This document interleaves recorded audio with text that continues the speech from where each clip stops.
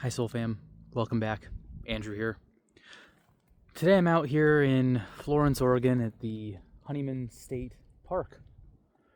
I heard this beautiful lake underneath this beautiful pine tree. Just trying to ground myself after the hectic month we've had. I don't know if anyone else is feeling this super dense energy right now. This very 3D dense energy that is clouding a lot of my spiritual insights, vision, and I mean, not even just spiritual, I mean, just like mundane thinking has become like a brick wall at some points. If you're feeling this, let me know in the comments. I'd like to know if I'm the only one experiencing this right now. I don't think I am. I think this is a collective experience that we're going through right now. I don't know how many of you are experiencing it, but I know that some of you are. And I wanted to talk today about grounding. That's why I'm out here. I'm out here to ground, to release and to let the earth, Gaia, Mother Earth, Source, take this energy, this stagnant energy out of me, down into the ground, let it disperse. I'm contemplating taking my shoes off and putting my feet on the ground, because that's the best way to ground. But it is like 40 degrees right now, so I'm wearing the gloves. It's pretty cold.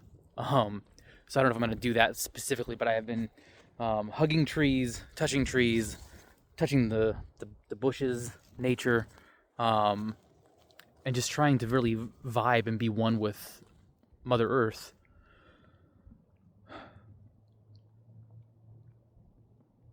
So I came out here because there's just too much noise.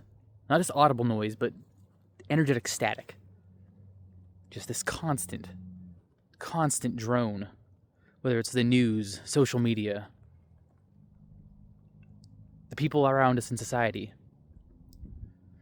It's not that these things are bad or to be forgotten about. We're, again, like I've talked about before, we're here in this body, in these incarnations, with a purpose and a plan. This was all planned before we got here. We chose this. And so we're here for a reason. We're not here to leave. We're not here to ascend out of our bodies. We're not here to forget. We're here to remember. We're here to experience, to have these different experiences. And even the hard ones, that's part of the point. But sometimes it can get overwhelming, right? And it's okay to be overwhelmed. You didn't fail. It's not a failure. It's not something saying that you aren't up for this task.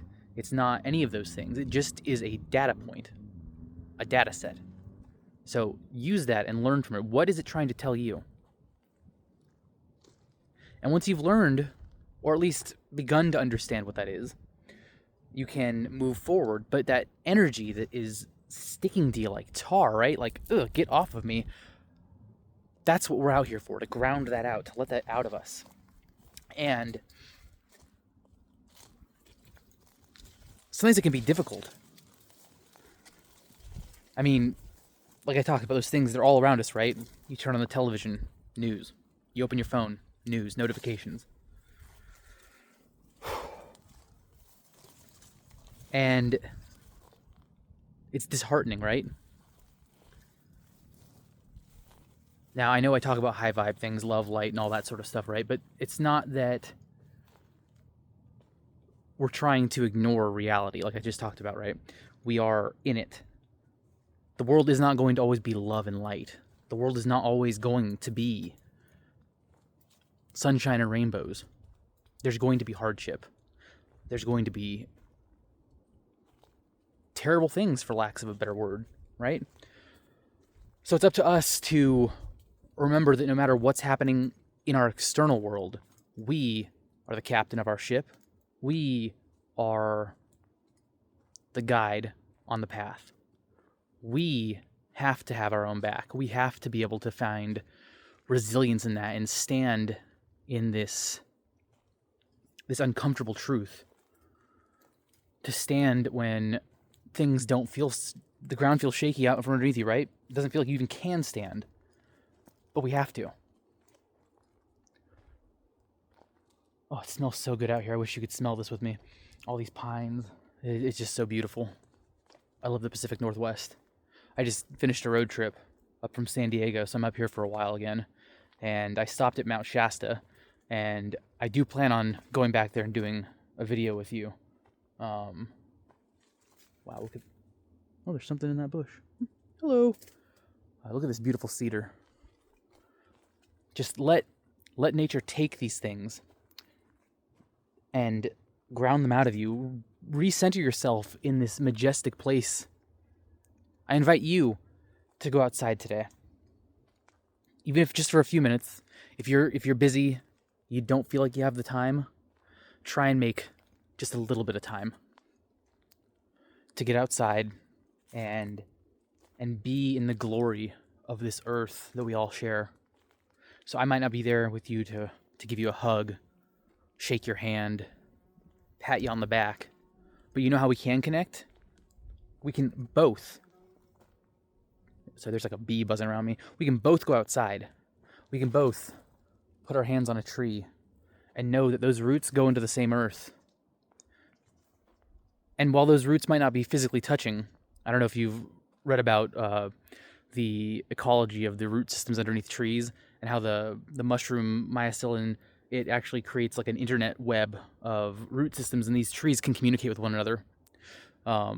The mother trees can actually differentiate between their seedlings versus another seedling, and they can send water to all the surrounding trees, but they actually prioritize their own seeds over others, which is really interesting to me, that level of intelligence in the plants. The point being, we're all interconnected, right? So if I'm over here touching these roots, and you're over there touching your roots, they might not touch, but they go into the same earth. They ground into the same place. And so you and I, we can both be there together, even over great distances. So I invite you to step out, touch a tree, hug a tree, kiss a tree, grab a bush, touch a bush, whatever is calling you, whatever you are able to do today. I know some of you might live in dense urban cities where there's not a lot of foliage, right? Even if all you can do is go to a store and touch a potted plant, you're still interacting with nature. Say hi to that plant. Send it love. Put that love out into the world, and that love will come back to you. It'll help reground us into this state of being one. And I really think that just if we could all come back to that oneness, to that remembering that you and I are connected, that you and your coworkers, you and your partners in the community, your neighbors, we all are connected. We share so much in common, and the things that divide us are far fewer than the things that unite us. And I wish, more than anything right now, we could remember that. And how do we all start remembering that? By doing it one at a time. I remember it, you remember it, and before long, more and more people are remembering that truth, that we are all human. We are all connected. And if we could embrace that humanness and that unconditional love for one another, think of the world that we could live in. So I challenge you today to, again, step outside into nature, show it that unconditional love, show those people around you your unconditional love for them, and bring more love in to this world with me today. So I thank you for being with me. Namaste.